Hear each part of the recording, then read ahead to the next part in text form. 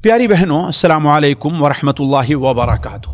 بہت سے شکایات اور بہت سے سوالات آنے کے بعد اور سننے کے بعد مجھے حضرت جابر بن عبداللہ رضی اللہ تعالی عنہ کی ایک روایت یاد آئی، بلکہ جابر بن عبداللہ رضی اللہ تعالی عنہما کی ایک روایت یاد آئی، ایک قصہ یاد آیا ان کے اپنی زندگی کا، اپنی شادی کا، جو ہمارے بھائی اور بہنوں دونوں کے لیے بڑا اہم ہے، بڑی اہم یہ وصیت ہے۔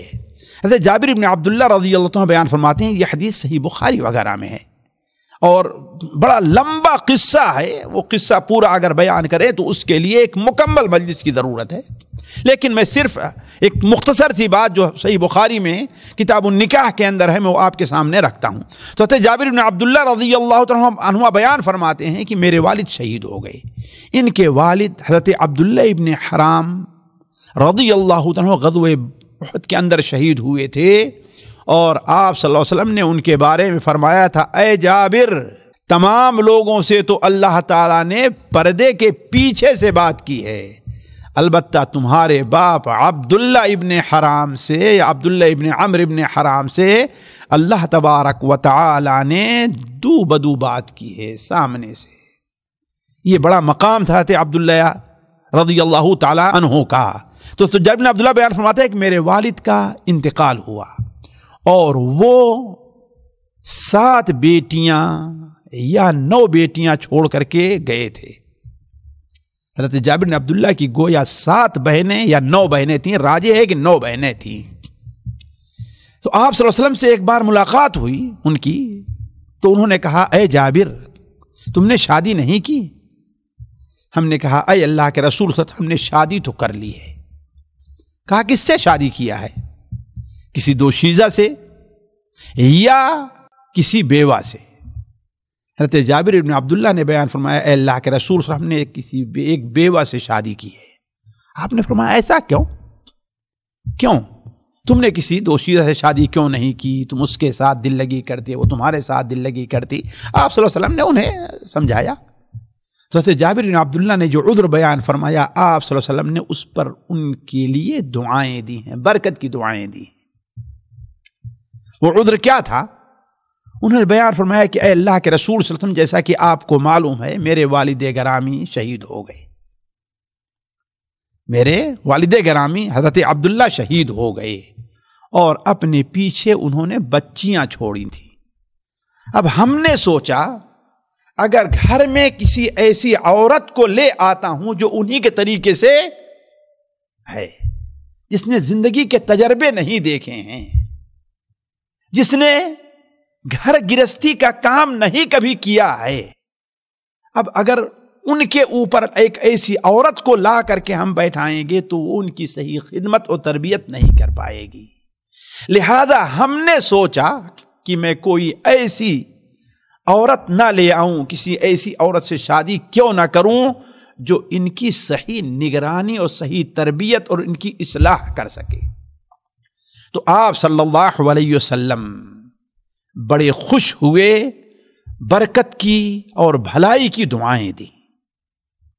پیاری بہنوں اور پیارے بھائیوں، میں ایک حدیث پڑھ رہا تھا تو چند فوائد میرے ذہن کے اندر آئے۔ مثال کے طور پر پہلی چیز، اولاً حضرت جابر بن عبداللہ یہ بڑے پائے کے صحابی ہیں، بلکہ جن صحابہ سے زیادہ حدیثیں مروی ہیں، 5-6 صحابی جو ہیں جن سے زیادہ حدیثیں مروی ہیں، ان میں ایک حضرت جابر بن عبداللہ رضی اللہ تعالی عنہما بھی ہیں، اور آپ صلی اللہ علیہ وسلم کی خدمت میں بڑے پیش رہا کرتے تھے۔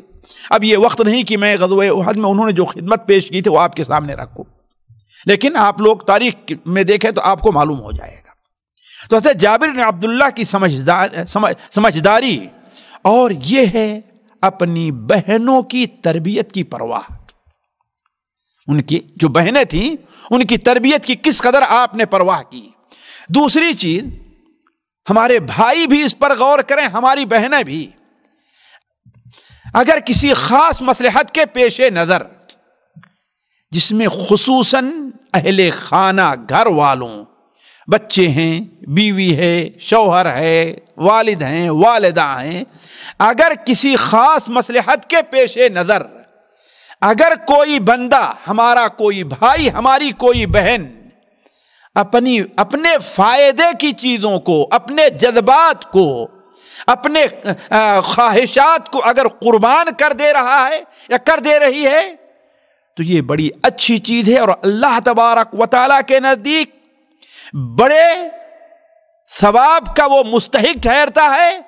اور یہی کیا کم ہے کہ ہو سکتا ہے کہ اللہ کے رسول صلی اللہ علیہ وسلم کی وہ دعا جو سے جابر بن عبداللہ کے لیے تھی اس کے لیے بھی ہو جائے، اس کے لیے بھی ہو جائے۔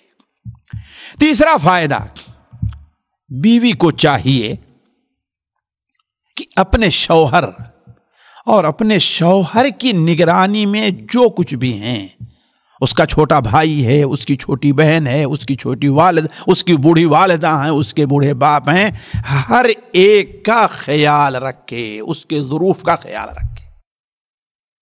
عجیب بات تھا، اوقات ہمارے اوپر ان کی خدمت واجب نہیں، ہم یہ نہیں کہتے کہ بسا اوقات ساس یا اس قسم کے لوگ ظلم نہیں کرتے، زیادتی کرتے ہیں، لیکن بہت سی چیزیں ہیں جہاں اپنی خواہشات کو اگر قربان کر دے آدمی تو اللہ تعالیٰ اس پر کتنا اجر دیتا ہے، اور اگر قربان نہ کرے تو یاد رکھے کہ قیامت کے دن اس سے متعلق سوال ہوگا۔ نبی کریم صلی اللہ علیہ وسلم نے ارشاد فرمایا وَالْمَرْأَةُ رَاعِيَةٌ عَلَىٰ أَهْلِ بَيْتِ زَوْجِهَا، شوہر کے گھر میں جو لوگ ہیں عورت ان پر بھی نگراں ہے، ان پر بھی نگراں ہے۔ اگر شوہر کی نگرانی میں اس کی چھوٹی بہن رہ رہی ہے تو عورت کی بھی اس کے اوپر نگرانی ہے۔ اگر اس کی کوتاہی سے اگر وہ کوئی غلطی کر جائے تو قیامت دن اللہ تعالیٰ اس سے متعلق سوال کرے گا۔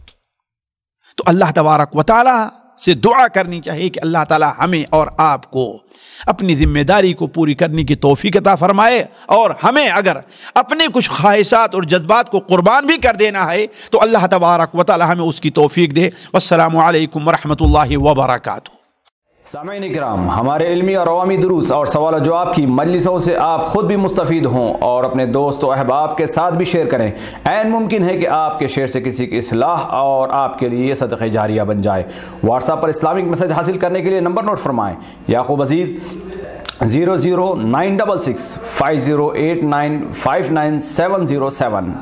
واٹس ایپ سوال جو آپ گروپ میں ایڈ ہونے کے لیے نمبر نوٹ فرمائیں: عبدالسلام عمری 00966 502627 نمبر بھیجتے ہوئے نام اور پتہ ضرور لکھیں۔ اسی طرح ہمارے یوٹیوب چینل اسلامی دعویٰ کو ضرور سبسکرائب کریں تاکہ ہماری ہر نئی اور اہم ویڈیو کی اطلاع آپ کو فوری حاصل ہو جائے۔